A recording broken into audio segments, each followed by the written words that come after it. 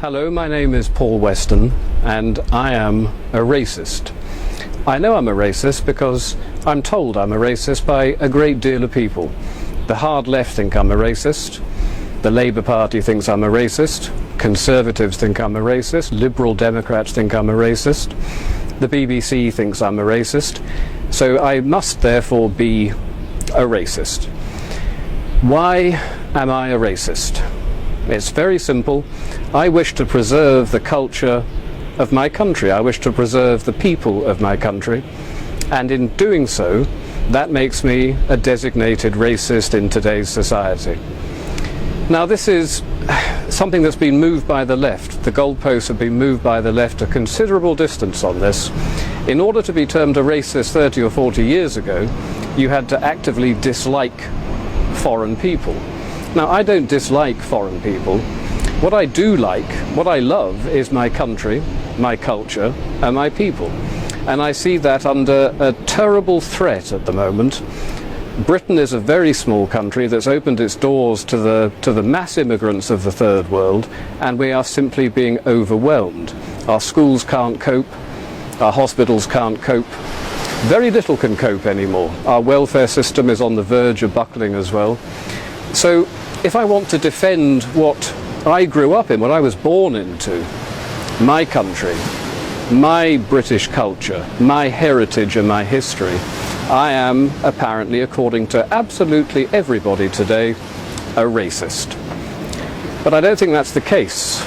Not the case that I'm not actually a racist. I'm going to admit that full out right now, because clearly I am. I've been told by so many people I am, it simply must be true.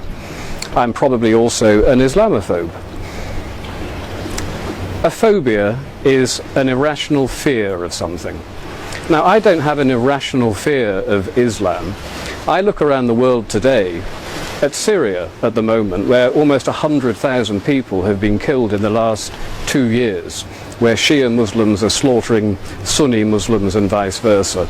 I look at places like Indonesia and Egypt and China and the Philippines. Everywhere you look, you see problems with Islam. And they're violent. They are, dare I say it, to really reinforce my racist credentials, a thoroughly savage political and religious ideology.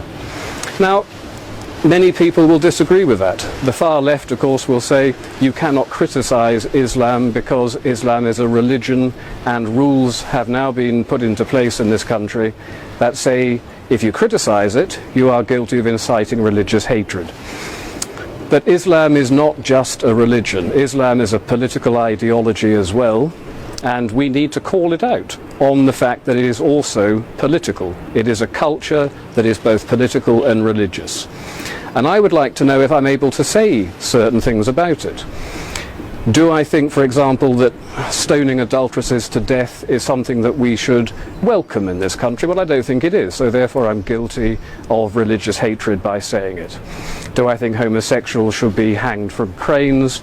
No, I don't. I think it's backward, I think it's savage, and I think the people that do it are beyond the pale, quite frankly. And I'm not allowed to say these things because, of course, I'm again inciting religious hatred. So not only am I a racist, I'm also a religionist, apparently. But I'm not. You know, we have a huge problem in this country that is not going to go away. It's going to get worse and worse and worse. We as a people are declining as a demographic, and the Islamic population is growing 9 times faster than any other, and when I look to the future, I see a full-blown religious civil war occurring in this country. The unthinkable things that are going on in somewhere like Syria today will happen in this country before 2040, certainly before 2050, and I don't want Britain to turn into a country like that. So I'm going to denounce Islam as a backward, savage political and religious ideology. And to hell with what anybody thinks about that. Because if we don't do something about it, we are going to be involved in something that most people can barely even begin to imagine in Britain. Babies are beheaded in towns in Syria. The idea this could happen in somewhere like Surbiton or even Eaton Square is simply impossible to think for most people, but it is going to happen. It really is going to happen. So we need to denounce it for what it is, and we need to start mounting some sort of defence against this. But the trouble with mounting a defence against it is that you get hit with the racist accusation. I'm not a racist, but. Well, here's the thing, I am a racist. If I want to avoid a civil war happening in my country, I am prepared to accept being called a racist. And you should be prepared to accept being called a racist as well. Let's all just say, yes, we're dreadful, dreadful racists, and let's start denouncing an ideology that is the most primitive, backward, savage ideology that we've willfully imported into this country by the left, by people like Tony Blair, who did it deliberately in order to undermine our culture, our people, our country, my country. They did it deliberately. And then they said, you're not allowed to actually argue with us about this. Well, I'm arguing with you about this, Mr. Blair, and I'll tell you something. You denounced, you repealed the treason law shortly after you came into power. I think you committed treason, Mr. Blair. I think you committed treason when you said we are going to import the third world in order to rub the noses of the right in diversity. To me, that's treason. Your principal duty is to uphold the best interests of the people of this country. The idea that you deliberately set out to undermine us and to subvert us is an act that's criminal. It doesn't matter that you repealed the laws, those laws can be brought back. And one day, Mr. Blair, you will be tried for treason, along with the rest of your cabinet and every single high-ranking Labour politician that allowed this criminal act to happen.